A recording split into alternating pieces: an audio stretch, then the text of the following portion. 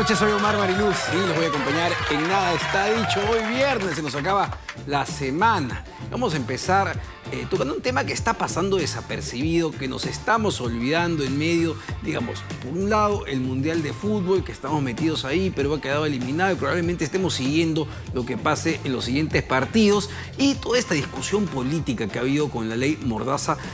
Pero no podemos dejar de insistir con un tema importantísimo que tiene que ver con la corrupción, con la empresa brasileña Odebrecht. O ya nos estamos olvidando que Jorge Barata, el hombre fuerte de Odebrecht en Perú, dijo que le había dado plata a todos los candidatos, que había financiado a todos, a toda la clase política del país. Pero eso no es lo más grave. Eso no es lo más grave, o quizá no es tan grave como el hecho de que el propio Barata y la propia constructora brasileña dijo que había dado sobornos por obras de infraestructura, interoceánica, línea 1. Entonces hay que estar pendientes de cómo siguen las investigaciones. Bueno, hoy el fiscal Hamilton Castro ha dicho que ya se ha hecho el pedido a Brasil para un nuevo interrogatorio a Jorge Barata. Y vamos a ver, esperemos que en los próximos días la justicia brasileña le responda a la Fiscalía peruana y se dé este nuevo interrogatorio, porque nos estamos dejando, digamos, de lado el tema de las coimas que dio Jorge Barata, las coimas que entregó la constructora brasileña Odebrecht en Perú en grandes proyectos. La cifra inicial es 29 millones de dólares. Realmente se cree que las coimas eran mucho más. Y hay grandes proyectos con enormes sobrecostos que salen del bolsillo de todos los peruanos. Estamos pagando justamente esas obras. Una de ellas la interoceánica, una mega obra. Hemos gastado más de 1.000 millones de dólares. Y bueno, ¿cómo van esas investigaciones? Se formó estructuras dentro del propio Estado que han permitido esa corrupción. Odebrecht no las creó.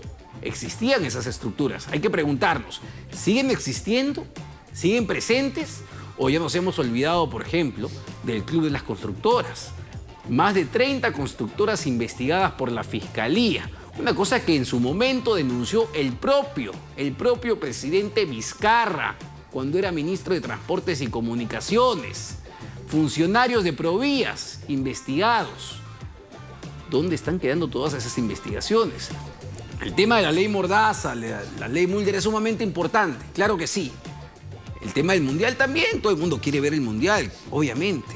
Pero no podemos olvidarnos de un problema grave, de la corrupción que está enquistada en todo el sistema peruano. Así que vamos a ver qué es lo que sale, digamos, de este pedido de un nuevo interrogatorio al hombre fuerte de Odebrecht en Perú, Jorge Barata, y también presionar y saber y querer conocer qué ha pasado con las otras investigaciones por corrupción que se siguen a las constructoras peruanas. Así que probablemente esta novela, la novela Lavallato en Perú, dé para mucho más. Vamos a ver las imágenes del día y volvemos.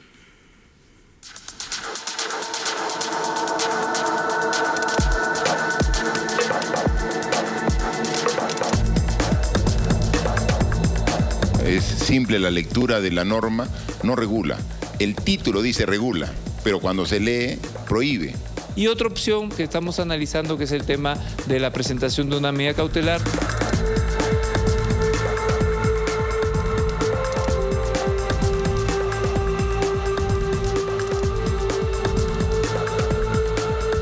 Algunos jurados electorales especiales están rechazando de plano los pedidos de reelección.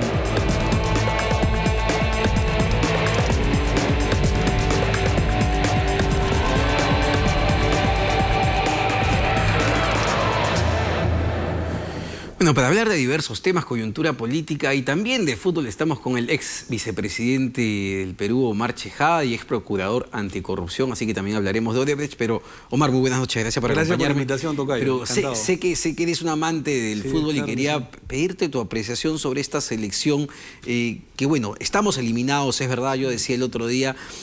Sin embargo, nos ha generado una gran alegría. No íbamos al Mundial luego de 36 años y más allá de los resultados faltó efectividad, no conseguimos el gol. Todavía con Australia podemos demostrar que sí podemos anotar, pero ha mostrado un estilo de juego, algo consistente al menos. No sé cuál es tu opinión, Omar. Mira, a mí me ha dado mucho gusto. Yo he seguido todos los partidos de la selección en el estadio y además en la televisión cuando el equipo viajaba a otro país a jugar eliminatorias. y siempre lo sigo, además soy amante del fútbol. La gente que más o menos me conoce sabe que soy hincha de la U, que voy a los estadios y que soy un apasionado, como tú bien has dicho, y digamos, yo tengo 47 años y el último mundial que vi a Perú fue en España 82. Tenía 11, 12 años y muy niño cuando Perú juega en Argentina 78. Y claro, a todos nos da mucha ilusión ver al Perú en el Mundial, que el Perú esté en la conversación del fútbol mundial. Eso ya es importante, cosa que estábamos nosotros prohibidos, lamentablemente, por malos procesos durante 36 años. Había una desazón, ¿no? Yo recuerdo, claro. yo por ejemplo nunca he visto a Perú en un Mundial, esta ha sido mi primera vez, y ya había una sensación de desánimo, como dices, de decir, bueno, ya, pero van a jugar los mismos maletas de siempre. Porque no se respetaban los procesos, Omar. A veces se contrataron algunos técnicos malos. Yo me acuerdo que Pepe, por ejemplo, y Popovich pasaron por la selección. Yo le tengo mucho aprecio a Chemo El Solar, gran jugador. Además, como hincha de la U, ¿cómo no voy a querer a Chemo? Pero como técnico no le ha ido bien. Entonces, hubo técnicos que lamentablemente no tenían el currículo necesario para estar en la selección. Y en otros se manejó muy mal el tema disciplinario, ¿no?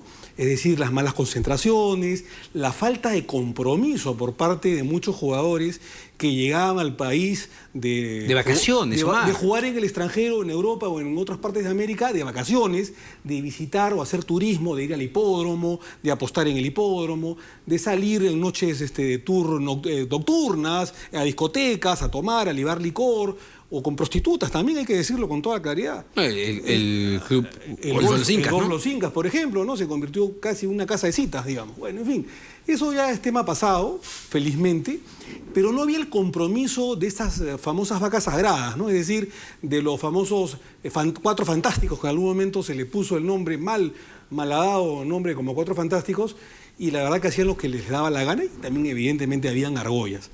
Eso cambió con Gareca.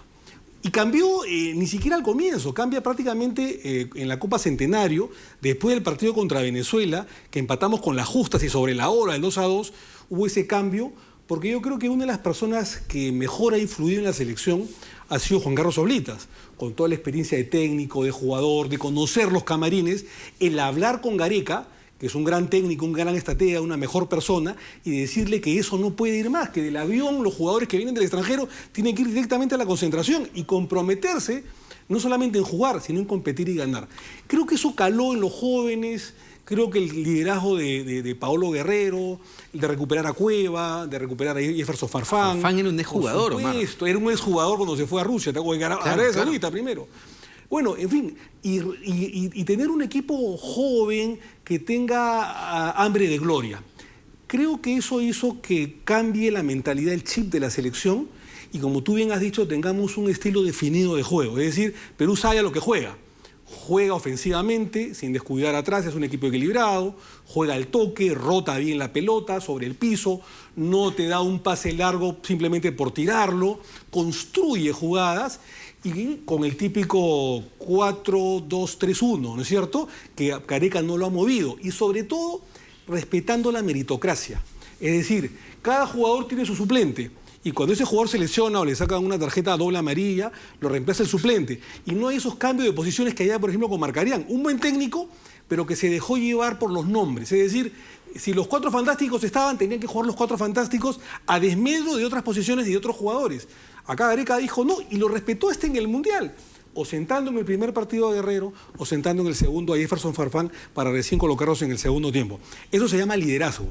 Y la gente, los chicos matan por Gareca. Entonces, creo yo que el proceso ha sido bueno, ha sido importante. No somos la mejor selección. Yo quiero que esto dejar bien en claro. Es una selección competitiva que ha mejorado mucho, que está en la conversación mundial del fútbol internacional, pero que todavía no somos la mejor selección. Estamos en el grupo de los 5 o 6 mejores selecciones potencias del mundo. Por eso es que tenemos un potencial grande, pero nos faltó efectividad, y hay que reconocerlo, ¿no? Ante Dinamarca nos faltó mucha efectividad, tuvimos varias claras. Faltó concentración. Contra Francia yo creo que más o menos se dio un resultado previsible. Francia es una potencia, es uno de los favoritos para ganar la Copa del Mundo. Sí, claro, claro. Tiene a Giroud, tiene a Griezmann, tiene a Mbappé, tiene a Varane, tiene a Dembélé, o sea, tiene jugadores extraordinarios en las mejores ligas del mundo. Y debe tener la mejor saga del mundo, ¿no es cierto? ¿No? Que es un tití del Barcelona con Varane del Real Madrid, que es algo parecido a la saga central de España, ¿no? Que también es Barcelona-Real Madrid, que es Ramos con Piqué. Entonces, digamos, el bloque defensivo de Francia era muy fregado, muy difícil, digamos, de avasallar.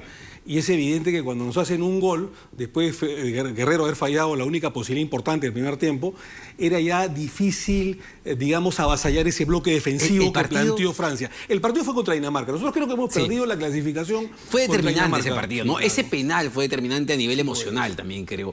Yo creo que hay una falta de concentración. Tú veías la cara de Cueva, a quien nosotros agradecemos mucho porque se ha brindado por la selección, pero una falta pues de concentración, una presión muy importante. Si tú me hubieras preguntado a mí, yo creo que el penal lo hubiese pateado Farfán, que es un jugador que tiene más técnica para patear los penales o las pelotas paradas, que ha fallado menos penales. Tú revisas el historial de penales fallados por Farfán y son muy pocos. Cueva sí ha fallado penales en Brasil, incluso en la selección. Y creo que la persona más indicada en ese momento, porque Guerrero estaba en la banca, era Farfán. Pero en fin, ya se dio. No se puede llorar sobre la leche derramada, pero sí nos deja una lección, Omar. Creo yo de que no se puede continuar con ese sector mediocre de algún sector de periodismo deportivo, que el día de hoy uno de ellos, no me acuerdo ni me interesa quién es, le hace una pregunta a Juan Carlos Oblitas, ¿no? Sí. Y le dice, señor Juan Carlos Oblitas, profesor Oblitas, le dice: ustedes han programado como Federación Peruana de Fútbol que cuando lleguen los muchachos de la selección a Lima, hacerles un homenaje. Y Oblitas tuvo una salida genial, pues un tipo inteligente, preparado, un gran profesional, de gran experiencia. Dijo: oiga, un momentito, hijo, de ninguna manera. Acá los homenajes se hacen a las victorias, no se puede homenajear las derrotas. Claro. Es decir, hay que aplaudir el esfuerzo de los muchachos, no han sido avasallados, han sido competitivos, han podido ganarle incluso a Francia, han debido ganarle a Dinamarca, pero tú no puedes homenajear o premiar las derrotas por más que se haya luchado, ¿no? Hasta el final. Entonces, ese chip se debe cambiar. ¿No es cierto? Yo creo que está muy bien la explosión del pueblo peruano, la cantidad de hinchas que ha ido a Saransk, a Gotemburgo, ¿no es cierto? A Rusia ha sido espectacular, Perú parecía prácticamente local. Eso es espectacular y emociona escuchar al Sambo Cabero cantar Contigo Perú en el estadio de Rusia, parecía el Estadio Nacional de Lima, pero el chip debe cambiarse en toda la sociedad, así como se cambió el chip, ¿no es cierto?, deportivo, digamos, de que la prensa esté enfrentada, la prensa de espectáculo, a la selección, o que se le haga la guerra, o que haya división entre dirigentes, futbolistas, cuerpo técnico y el periodismo, y la hinchada. Y eso contribuyó a esa unión en este último proceso de que todos juntos, hinchada, selección, cuerpo técnico, dirigentes, la selección, los jugadores, todos juntos, hacia un mismo camino que era la clasificación, cosa que se hizo. También debe cambiarse el chip. O sea, no puede haber el chip, Omar, de la mediocridad, es decir, de querer homenajearlos, por más que se han fajado y hay que aplaudirlos, por haber salido derrotados apenas por 1-0. O sea, yo creo que los homenajes son en los triunfos y en los títulos. Claro, pero ha habido también individualidades que sorprenden, ¿no? Uno vio jugar Carrillo, por ejemplo, se hizo... O sea, claro, no hubo victorias, es verdad. Muñante, no sé si te acuerdas, ¿no? Claro, pero el tipo fue desbordante. Carrillo, Advíncula fueron figuras todo el tiempo en los partidos con... Mira, si Carrillo quisiera, el día de hoy estaría fácilmente jugando en un equipo como el Sevilla o el Manchester o un equipo grande de la Liga Francesa o de la Liga Italiana o en el Juventus, porque es un jugador muy rápido, muy técnico, desequilibrante, y que evidentemente... A mí me hace acordar a Muñante, ¿no? Barballero realmente era un poco más técnico, pero Muñante tenía una explosión, tiene una capacidad de centrar, y también tiene la de Muñante, es decir, que juega como amanece, ¿no? Muñante también jugaba como amanece. Si Muñante amanecía bien, te jugaba extraordinariamente bien, y si amanecía mal era opaco, ¿no? Ese es Carrillo. Entonces, pero Gareca ha hecho a los jugadores que eran intermitentes, los ha hecho más regulares. O sea, este es un tema de liderazgo. Ojalá que la Federación Peruana de Fútbol logre convencer a Gareca que siga un proceso mal Yo estoy hasta Qatar, ¿no? yo estoy convencido que los argentinos van a querer llevárselo y que él lo va a estar pensando. O los colombianos. Pero bueno, dirigir a su país, imagínate, después lo que hemos visto con Argentina. A Argentina le está pasando lo que a Perú le pasaba quizá en algún momento con esto de los cuatro fantásticos, las figuras, no se logra tener un equipo pese a las individualidades. A mí no me gusta mucho, y creo que ha sido muy inflado Sampaoli, ¿no? No me gusta su forma de cuadrar a los equipos. Sus declaraciones, me da la impresión que no tiene liderazgo ni con la prensa, ni con la opinión pública argentina, ni con los jugadores. El día de ayer el Kun Agüero dijo, bueno, que él puede opinar lo que le dé la gana, ¿no? O sea, en referencia a que un periodista le había dicho de que habían fracasado el proyecto de los jugadores, ¿no? Entonces, y hay una explosión, ¿no? Sí, una una división, fricción. un cisma entre los jugadores y el seleccionador argentino.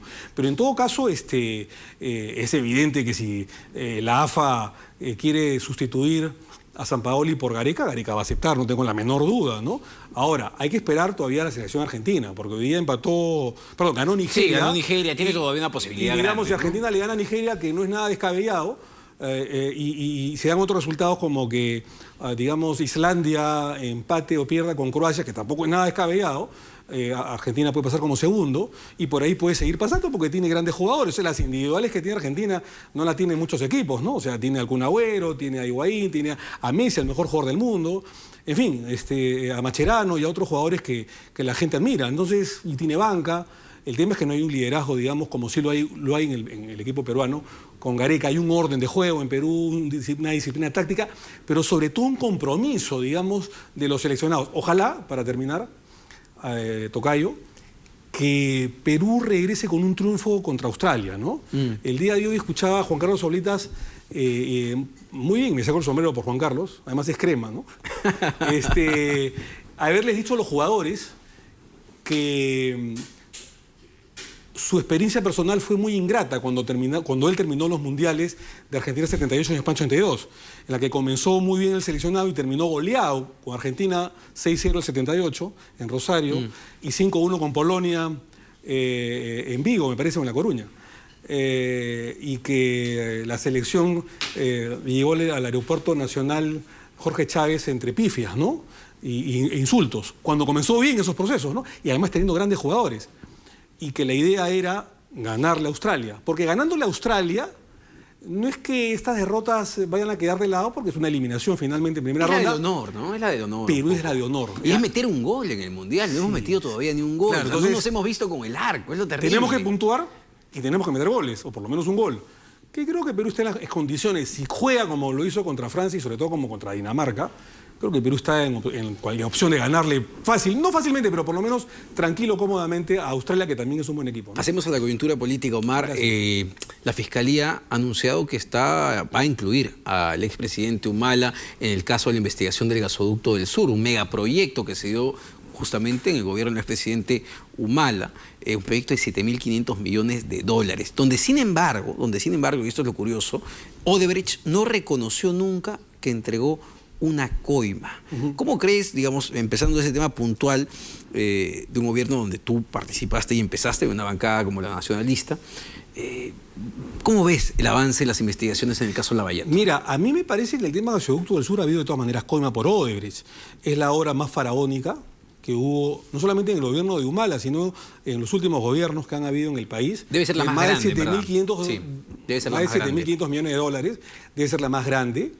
Yo estoy convencido que había una coima ahí de todas maneras. O sea, yo no creo que estos 3 millones de dólares, que es la precoima, son gratis, que ¿no? es la campaña del 2011, hayan sido suficientes para que Odebrecht haya ganado casi como único postor, digamos, la licitación del año 2013 y 2014.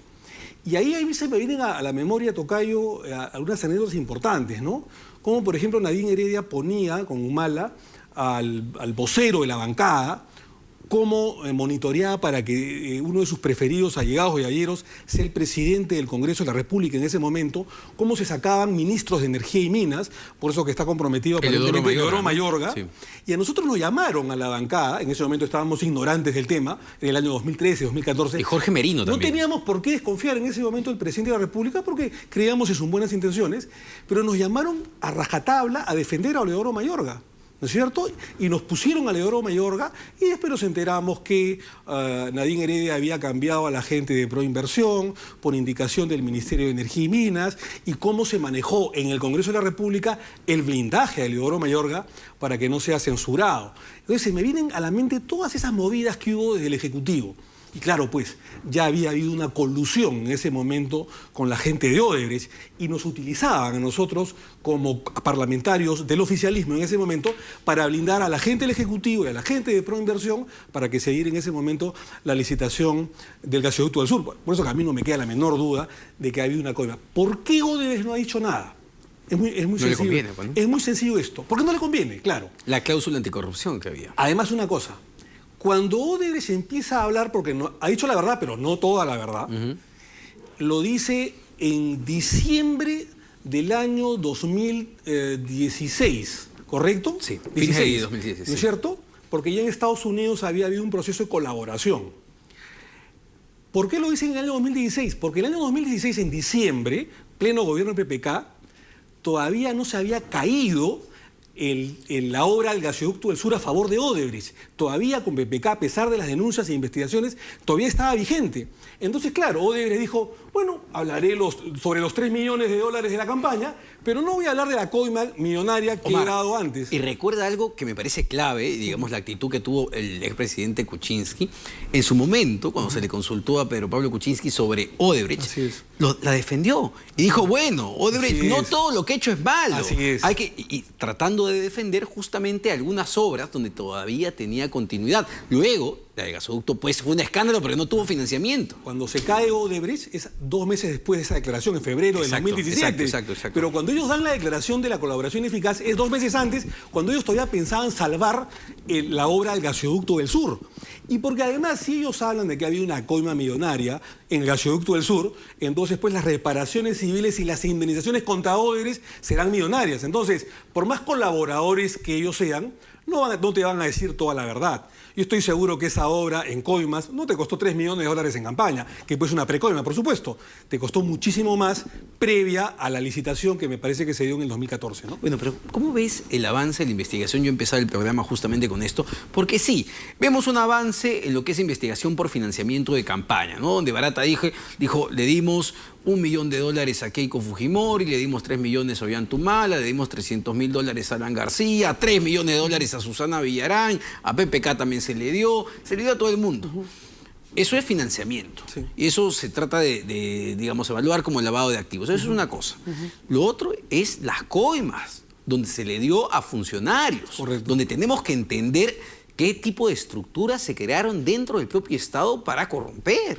Lo primero se ha reconocido, ¿no? Es decir, el financiamiento sucio de campaña, exacto, que además no ha sido declarado y además que se dieron en efectivo millones de dólares. Cuando hay un financiamiento de campaña, claro, la ley no te dice que hay una prohibición de que una compañía extranjera te dé dinero, pero cuando esto proviene de origen ilícito, de dineros de la corrupción o el narcotráfico o de otros delitos que están tipificados en la ley peruana, evidentemente es lavado de activos. Pero además no es declarada y además obviamente es en efectivo y además a sotoboche, es decir, son dineros dados en reserva porque son dineros de la corrupción, son dineros negros, dineros sucios. Por lo tanto, es lavado de activos. Pero lo que todavía no se ha abierto, digamos, esta caja de Pandora de manera total, sino parcial, es, como tú bien has dicho, las coimas directas a los presidentes de la República, a los ministros de Estado, salvo uno que otro, o a otros funcionarios de Proinversión que han recibido dinero. Yo no creo, Omar, que Alejandro Toledo sea el único involucrado en la gran coima de 20 millones de dólares en la Interoceánica. No lo puedo, Kuczynski está investigado también, ¿no? Vamos, Kuczynski era ministro de Economía, presidente de Proinversión. Premier después. Tenemos que saber mucho más, tenemos que saber, y eso lo sabe Jorge Barata, las cuentas en Andorra.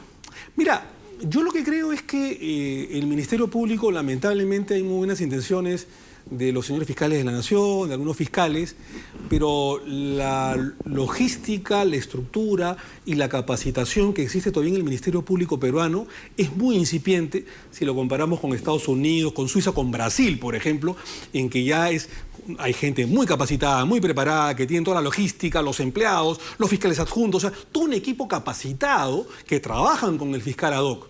En este caso no lo hay, Omar. Te lo digo porque yo soy un abogado litigante que he pasado desde la política, he regresado, digamos, a defender al litigio, y tú te das cuenta cómo de manera paquidérmica funciona el Ministerio Público y el Poder Judicial.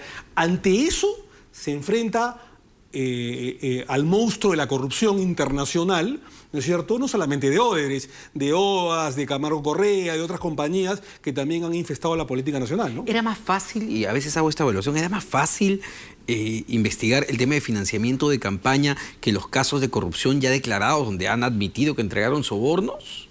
Mira, nada es fácil cuando, vuelvo a reiterar, hay un movimiento paquidérmico, ¿no es cierto?, en logística, en presupuesto, en cantidad de fiscales, en cantidad de empleados, en capacitación, en viajes, y todo esto pues se demora, ¿no? O sea, esto no es fácil combatir, porque además digamos, las compañías, los monstruos de la corrupción tienen a los mejores estudios. Fíjate, yo cuando fui procurador anticorrupción, en los casos Fujimori y Montesinos nos enfrentamos a los mejores estudios de Lima, ¿no es cierto? Y ahí fue de alguna manera mi maestría en la práctica de cómo tratar de combatir en los litigios a los mejores abogados del Perú, ¿no es cierto? Porque teníamos que enfrentarnos a los mejores estudios pagados además.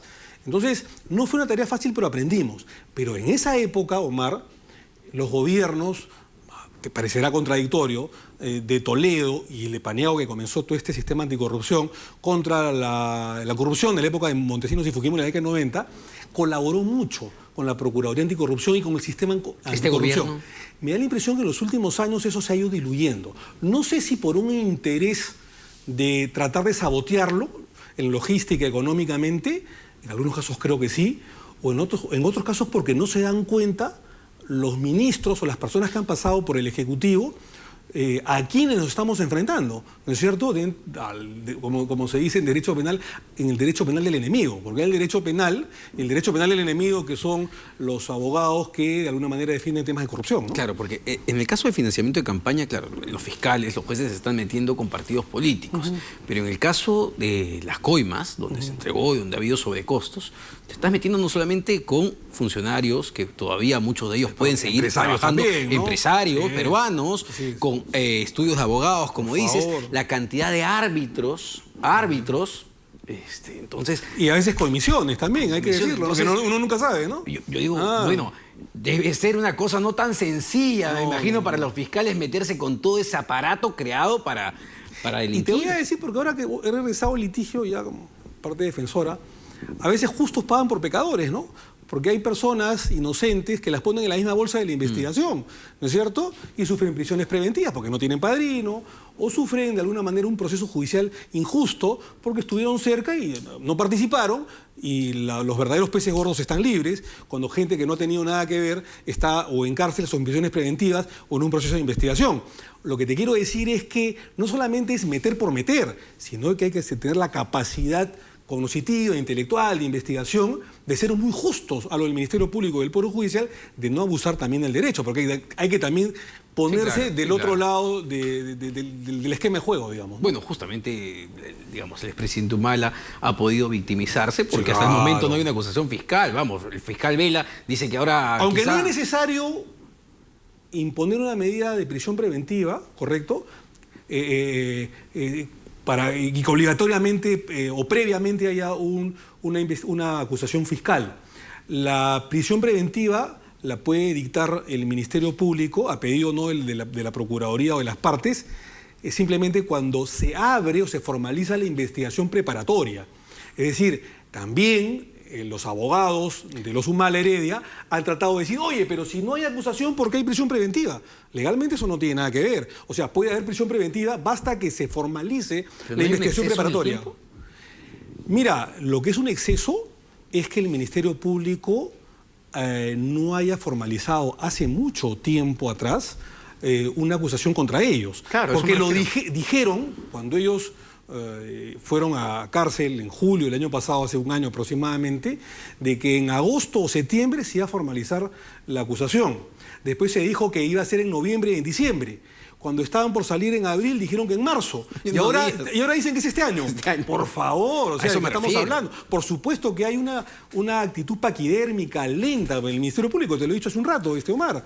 Pero Lo que te quiero decir es que legalmente la prisión preventiva opera desde que se formaliza la investigación preparatoria, o puede operar. ¿Crees que pueda llegar una segunda ola del escándalo Lavallato a Perú? En el 2017 nos dio en la cara, sobre todo por los vínculos con Pedro Pablo Kuczynski.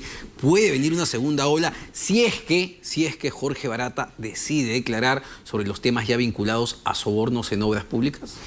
Sin duda, pero yo tengo mucho reparo y tengo también mis dudas al respecto en que Jorge Barata quiera seguir comprometiendo a determinadas personas. ¿Cómo así? Porque, digamos, mientras más comprometa a determinadas personas, primeramente él ya cumplió en Brasil, ¿no es cierto? Que es su hábitat natural, ¿no? Él está como pez en el agua en la justicia brasileña, él se ha acogido, al igual que Odebrecht y los demás capos del cartel brasileño, no solamente de Odebrecht, a la delación premiada, lo que acá se llama la colaboración eficaz. Por lo tanto, para él es suficiente con lo que ha dicho, ¿no es cierto? Ya tiene su CTS liberada, tiene toda la plata, están en libertad, con grilletes electrónicos, pueden salir, ya no están en cárcel, pueden pasar en unas haciendas enormes, llenas de lujo y de piscinas. La casa de juegos. Marcelo Odebrecht vale $9 millones. Y esa es su cárcel, digamos. Esa es su cárcel. Entonces, digamos, él está muy tranquilo, están sus operadores en Latinoamérica, en más de 14 países, uno de ellos Jorge Barata en el Perú, tranquilos en sus casas enormes de Brasil, en una cárcel de oro, digamos, en detención domiciliaria. Entonces, ¿qué me haría pensar o qué les favorecería a ellos seguir delatando a demás personajes? ¿Comprometerse ellos más o comprometer a la empresa para que paguen más millones de dólares de reparación civil? O sea, si uno lo analiza como abogado, no solamente como político, yo te diría que para ellos no es tan conveniente. Entonces, ¿qué me haría pensar que van a seguir cantando cuando ya lo que han dicho, lo que han delatado, para ellos es suficiente? Porque ellos no están pensando en la lucha contra la corrupción. Lo que ellos están pensando simple y llanamente es en salvar su pellejo, en cuánto tiempo menos permanecen en una cárcel dorada, o cuánto menos millones de dólares pagan, o salvan a la empresa, ¿no? Para terminar, Omar, ¿qué opinas de esta ley que prohíbe la publicidad estatal en medios privados? Te lo comento porque uno de los argumentos que se esgrimen en estos días es justamente que en el exgobierno del presidente Humala fue donde se abusó de la publicidad estatal. ¿Es cierto eso? Mira, sí, no tengo la menor duda, pero no solamente en el gobierno de Humala, sino en muchos gobiernos. Mira, este tema de el reparto de la torta publicitaria no es nueva. O sea, esto no ha nacido ni se ha debutado el año pasado, hace 5 años. Esto es de toda la vida, ¿no es cierto? Entonces, el origen o el objetivo de la ley Mulder no me parece insana, no me parece mala, no me parece inadecuada, digamos, ¿no? Yo hubiese optado por una medida ecléctica, es decir, de que se regule el tema de la publicidad estatal a los medios privados. Que es razonable. ¿Sabes por qué? Y es lo adecuado, en realidad. ¿Sabes por qué? Porque sí se estaba abusando mucho. Había medios de comunicación, digamos, que recibían ingentes cantidades de dinero del gobierno y que no tenían pues esa llegada o esa capacidad tecnológica de llegar a nivel nacional a las masas en temas, pues, no sé, de vacunaciones, temas de salud, temas pro familia, etcétera, etcétera, ¿no? Entonces, muchos se vieron beneficiados cuando no correspondía y se han gastado cientos, sino en muchos años, miles de millones de soles en que el Estado, de manera asolapada, encubierta, trate pues de negociar con líneas editoriales y medios de comunicación para que sean los medios condescendientes con el gobierno. Y eso ha sido moneda corriente. Por lo tanto, el tema de la ley Mulder a mí no me parece inadecuada, me parece positiva.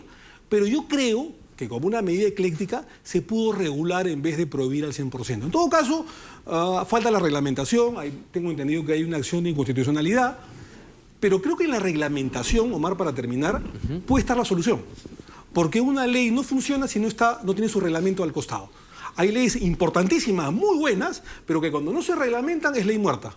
Bueno, no efectivamente hay una ley que regula la publicidad en medios privados que se dio en agosto del 2006 y nunca se reglamentó. Así es. Ese es el problema. Pero el reglamento de esta ley, que yo no la denominaría mordaza, sino una ley revolucionaria, digamos, que pone orden y disciplina a corrupciones encubiertas de los gobiernos, se podría, digamos, aminorar el golpe con una reglamentación que le ponga ciertos... Transparentar el gasto. Sí, transparentar el gasto, correcto, pero no prohibirlo. Por eso te digo, yo creo que hay que regularlo. Claro. A mí me parece que el tema de la regulación es el mejor camino para tratar de impedir los abusos de los gobiernos que de alguna manera tratan de corromper a algunos medios de comunicación dándoles millones de soles para tratar de minorar la línea editorial y que no critican a determinados gobiernos, ¿no? Muchas gracias, Omar, por tenerte Gracias, acá. Tocayo, encantado. El ex vicepresidente Omar Chejade. Nos vamos a una pausa, volvemos con Santiago Castiglioni.